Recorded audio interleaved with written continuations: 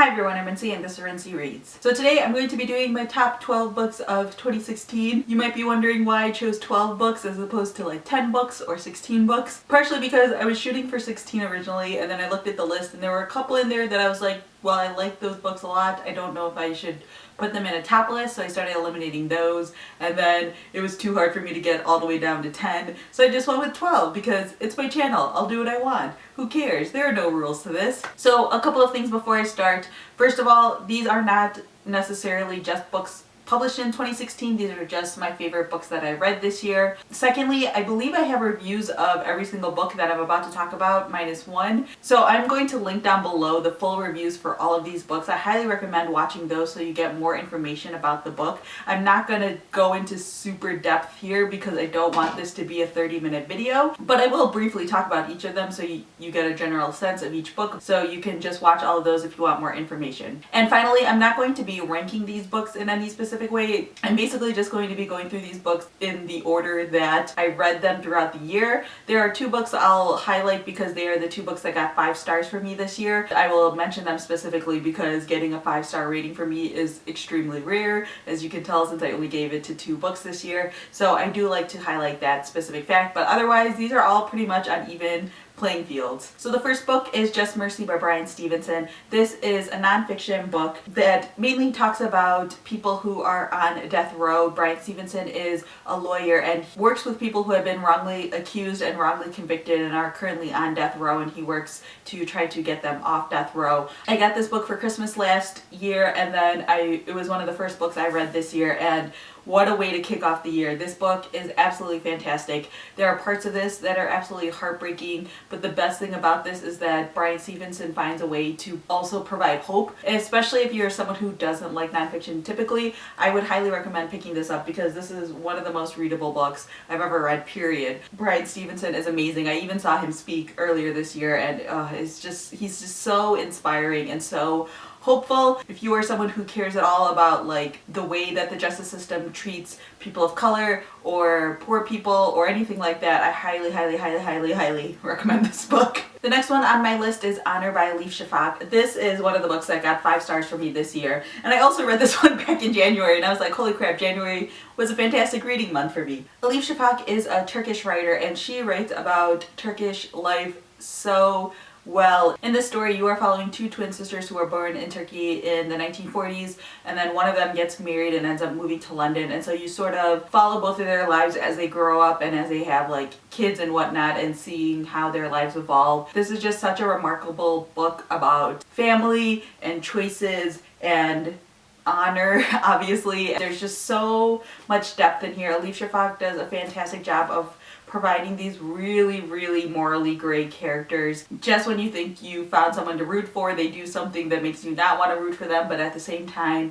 you can't completely hate them either. They're just so wonderfully fleshed out. But yeah, this book is just so fantastic, and it what put Elif Shafak on my favorite authors of all time list, because I've read this and I've read The Architect's Apprentice, and now I have one more of hers that I need to read, and I plan on just going through all of her books that she publishes because she's honestly just so fantastic. Next up, I have Being Mortal by Atul Gawande. This is another nonfiction book. Atul Gawande is a doctor, and this book explores sort of the way that we as a culture, and especially hospitals and doctors, view people getting older and as they get closer and closer to their death. He talks about things like nursing homes and hospice care and the ways that even doctors and nurses are uncomfortable dealing with death and handling death, and how the way that medicine has advanced so much, people are having a difficult time confronting death and dealing with the ways that it looks to get older. We are all living to be older statistically, and we don't know completely how to handle that because our bodies do deteriorate and our minds do deteriorate, and we don't know how to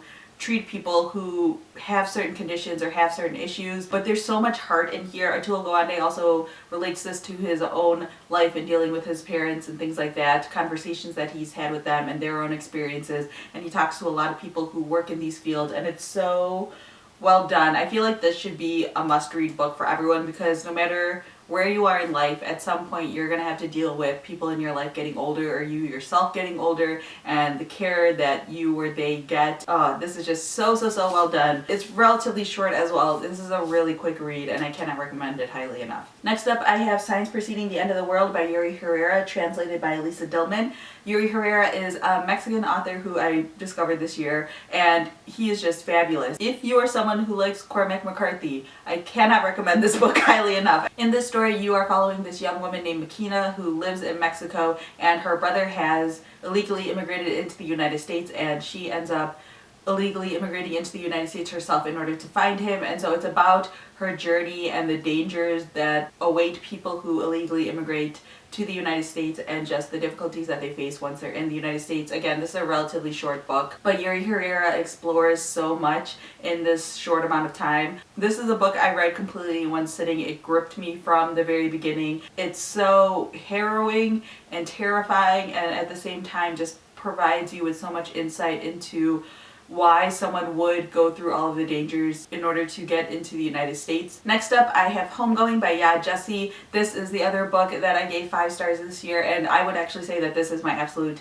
favorite read of the year. I've been recommending this book non-stop. In the story, you are following these 2 half-sisters who don't know they exist. They're living in Ghana in the late 1700s or mid 1700s, and then you follow their children and down the family tree across 300 years. One half-sister ends up marrying a slave trader, a white slave trader, and the other one ends up being captured and put into the slave trade, and then their ancestor ends up going over to the United States. This book is just masterfully written. The fact that Ya Jessie is able to cover 300 years in a relatively short book is just so impressive to me, but you still don't lose anything really. Each chapter follows a different character down the family line, and so she does such a great job of providing you with details about the previous generation and the upcoming generation in each chapter, so that way it doesn't feel like you're really losing out.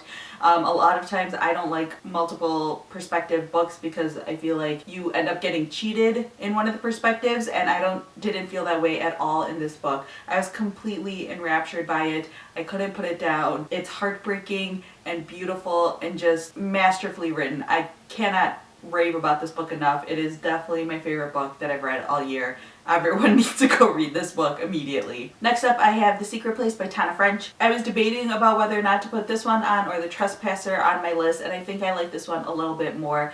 I think because this one is so different from her books. I mean, The Trespasser is different as well, but this one is way more different. This book is much more like a boarding school murder mystery. In this story, you are following Detective Stephen Moran, who the 16-year-old girl named Holly comes to him with a clue about a kid that disappeared a couple of years ago, and then the more he investigates, the more he realizes that there are a couple of cliques at this specific boarding school, and someone in these cliques is involved in the missing person and murder that happened at the school. I believe it's like last year. Typically, Tana French is well known for really developing her detectives, and while Stephen Moran does get some development, I feel like this story focused more on the girls, and I found these girls at this boarding school to be absolutely fascinating. They are the best part of this book, hands down. They are complicated and complex, and they are teenagers to the full extent. Just when you think you have these characters figured out, Tana French flips it on you, and then you realize that what you've been reading isn't quite what you've been reading all along. But I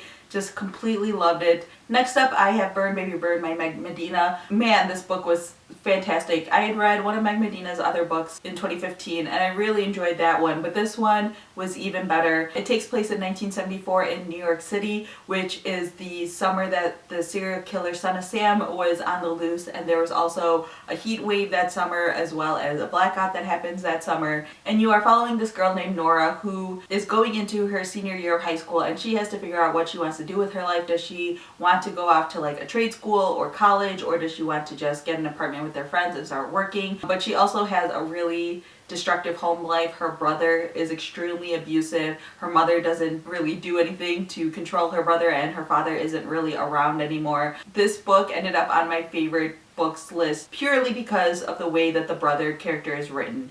There were times when I was reading this book where I could feel my chest tightening because I was so scared about what was going to happen in these scenes. But I think Mike Medina is also one of those authors who really understands teenagers really well. It's so well done. I think that Mike Medina is one of the most underrated young adult authors out there for sure. She deserves so much more attention. If you are someone who likes contemporary fiction, you have to read Burn Baby Burn. Although I guess it's technically historical fiction because it takes place in the 1970s. But you know, that style. Definitely read Burn Baby Burn. Next up I have The Underground Railroad by Colson Whitehead. This is probably one of the biggest and buzziest books of 2016, and I had to get my hands on it immediately. In this book you are following this slave named Cora who is a slave in Georgia. She ends up escaping, and in this version of the story that Colson Whitehead is telling, the Underground Railroad is a literal railroad, so it's like an actual train underground. Cora ends up taking that along with another slave and escaping to the north,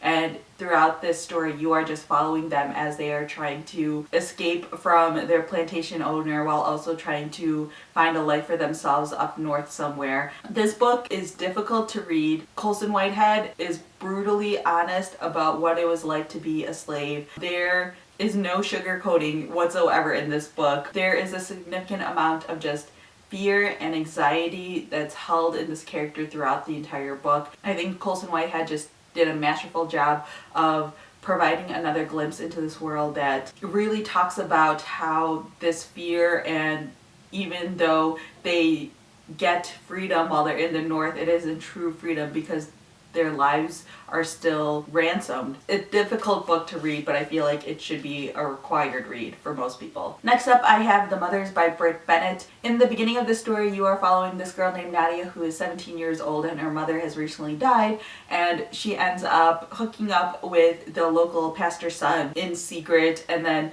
events occur, and then you follow them throughout their lives as they grow up. I ended up reading this book in 2 sittings because I was completely in love with it, and also it's relatively short. But I love this story. This is another book filled with morally great characters. You get to see how these characters grow and evolve over the course of their lifetime, and how the things that they wanted when they were younger, how that changes when they get older, and how they deal with the conflict of even small town life. I talked about this in my review, but there's a significant portion of this that has to deal with like church life, and I feel like that's something that is very rarely represented very well, but I love the way it was represented in here. I think that honestly this is a fantastic just coming of age story, learning what you want your life to be and what you do when life doesn't turn out to be the way you want it to be. It's just, I loved it. I love this book so much. This is so fantastic, and Britt Bennett is definitely an author that I'm going to keep my eye on. The next book that I have on my list is The Unseen World by Liz Moore. This book, oh man, this is a book that I was very close to giving 5 stars to, and some days I kind of wish I did give it 5 stars and I want to change that rating, but it's very much on the edge, just like 4.5 stars. In this story you are following this young girl named Ada who is raised by this single father named David, and he homeschools her. David is a brilliant scientist, and he ends up raising Ada to be just as smart as he is. She works with him in the lab, things like that, but as she gets older she starts to learn that her father is sick, and there are some secrets in his past that she doesn't completely know about that she has to try to figure out. I feel like this book is a book that is now going to become one of my Swiss Army recommendations because it feels like it has something for everyone. There's a little bit of the typical coming of age story and learning who you are and learning who your family is. There's a little bit of just mystery in there as you are with Ada as she tries to figure out the truth behind her father's past. There's a little bit of like science fiction-y stuff happening in there as you learn about the things that David is working on. It's so fantastic. Honestly, this is one of those books that I don't care what kind of books you read, I think you would like The Unseen World by Liz Moore. Next up I have 3 Dark Crowns by Kendare Blake, and this is a book that really surprised me. Kendare Blake is an author who I'd read previously, but I was very, very surprised by how much I love this book. This is a young adult fantasy story that follows this kingdom where every generation there is a set of triplet sisters who are born, and they become the 3 queens of these 3 different kingdoms. One of them is an elemental, and so she can like create fire and start storms and control like the winds, things like that. One of them is a poisoner, and so she can handle like high levels of poison in her body without any effect whatsoever. And the other one is a naturalist, and so she can control sort of like the animals and plants and things like that around her. The way that this world is set up is that these 3 queens grow up, and then when they hit, I believe it's their 15th or 16th birthday, they are forced to kill each other, and they have to do it in like the most discreet way possible because they all know that they're all coming out for each other, and whichever queen is left standing in the end ends up becoming the queen over the entire kingdom. This book is honestly great. The worst part about it is the fact that it's the first in a series and none of the other books are out yet. I think the world building in here is fantastic. This is a relatively slower paced story, and especially since it is the first in a series, it definitely is a lot of setup, but I think that the setup is really well done. I don't want to talk too much about it because I don't want to spoil anything, but I think the 3 sisters are really interesting, and the way that they sort of view each other and the way that they view each other's kingdoms and the way they view this whole system is just really intriguing, and I cannot wait to see where it goes next. And the final book that I have for you guys is What Lies Between Us by Naomi Munaweera. This is the only book that I don't have a review of yet. I will be getting one up in January, I guarantee that. So the way the story starts is you meet this woman who you find out has done something horrible, or something terrible has happened between her and her daughter, and then you flash back in time and you see her being born and you watch her grow up in Sri Lanka. You see her relationship with her mother and her father, and these really like tragic things happen to her, and you get to see eventually her life evolve, and you eventually lead up to the point of this big mystery, which is what actually happened between her and her daughter. This book is beautiful. It is heartbreaking. Major trigger warning if you have any triggers for like sexual assault, because it is a very graphic book. There's a scene in here where the main character describes giving birth, and it's one of the most descriptive birth scenes I've ever read in my life. But I think that that is just so well done. It's all told from this single point of view. The main character is literally like speaking the story to you, so I feel like it all feels really realistic. I could picture everything that was happening in here. I don't know if it's just because like Sri Lanka isn't super different from the part of India where my parents are from, so I feel like I could see everything that she was talking about, and I perfectly understood everything that she was talking about in terms of her land. Yeah, the story is beautiful and just so heartbreaking, and I just loved it so much. I think it's completely underrated, and I'm hoping more people pick it up soon now that I'm talking about it more. So yeah, those are my top 12 favorite books of 2016. If you've read any of these books, definitely let me know down below what you guys thought of them, or if you have any questions about any of these books, definitely leave that down in the comments as well, or feel free to let me know what your #1 favorite book of the year was. So yeah, that's all I have for now, and thanks for watching.